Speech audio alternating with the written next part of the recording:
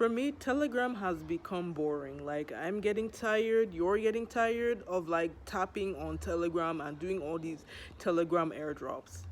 Now, I made a video some months ago about the Telegram boom, like why everybody was going to Telegram and stuff. But if it's now, I think we're all tired of tapping on Telegram. Like, if you agree, just put this like a like in the video and also comment that you agree. Oh, and subscribe as well, okay? But it feels as if these Telegram apps, like, the more that we keep on tapping and mining them, like, the more boring it's getting. The craze of Telegram, it feels as if it's coming to an end because, like, people are getting less interested in tapping and all that stuff. Like, so many of these projects that we're doing, they keep on extending it so much and they keep on adding new things that make this stuff even more stressful for us who are actually participating in them. Take something like Hsmster Kombat, for example. That Hsmster Kombat has been dragging so much. They'll tell you consider on profit per hour.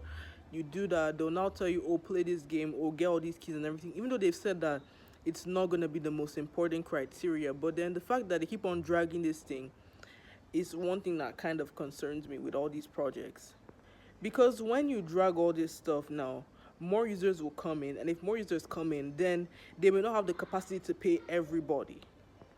Now let me use an example. So there was this airdrop that was on Telegram called Pixelverse. And basically that one you tap and you get points and all that stuff like that. But at the end of the day, out of the 76 million people who were registered on it, only 1 million people got paid. Oh, and also, if you happen to actually get paid from it, you'd have to surrender 90% of your airdrop allocation. Then 10% you keep it. And basically, that 10% is practically worthless. And some of these airdrops are even becoming sneaky because they'll start adding different things that they won't tell us on what we're meant to do. Like the Pixelverse, for example. What we're all meant to do is that we're all meant to level up, and if you reach like level 5 and above, that's when you get an allocation. Problem is that they didn't communicate this with people, and the people that they would refer, they would do so many tasks on the thing, but at the end of the day, because they didn't level up, they got nothing. And it's unfair because we're working hard for your airdrop and everything. At the end of the day, an airdrop is meant to be something that incentivizes you for being a participant in it. And yet, at the end of the day, you still give people nothing. It's unfair. And also, for these airdrops, it's gone to the point where some of these airdrops are now becoming freemium in nature. So a freemium is something like an app now that it's free to play, but then if you want extra bonuses or boost or something like that, that's where you have to use real money.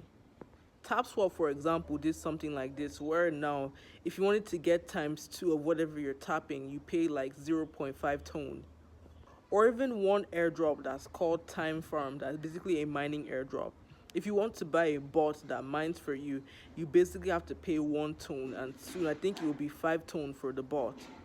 And even games like Catizen now, if you want a boost and you want to go far in the game and be part of the top players, then you'd have to actually spend tone. Like, there are people that have like level 100 cards and all that stuff like that because they use tone. Like, they spend money to actually go there, to be in that position and stuff.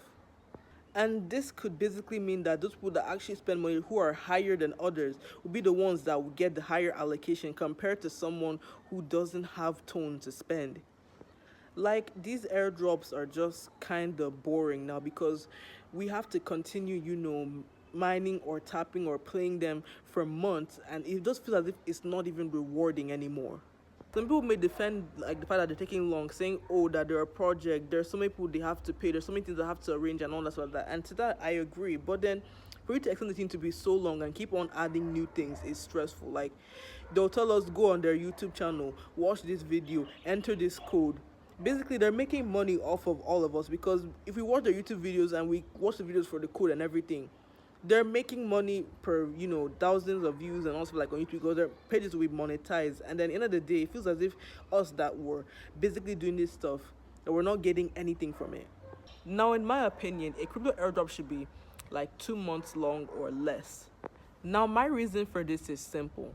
Now, if an airdrop is like 2 months long or less, too many people won't join that airdrop because they keep on extending the period of that airdrop.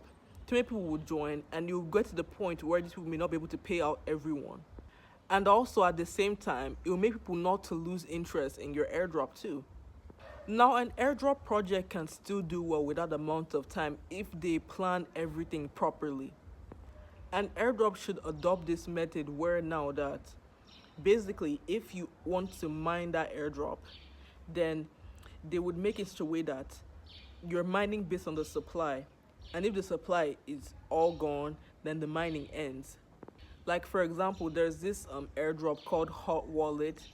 That's what that stuff is. Like if the supply of hot is diminished completely through the airdrop, then the airdrop itself will end and they'll pay off everyone.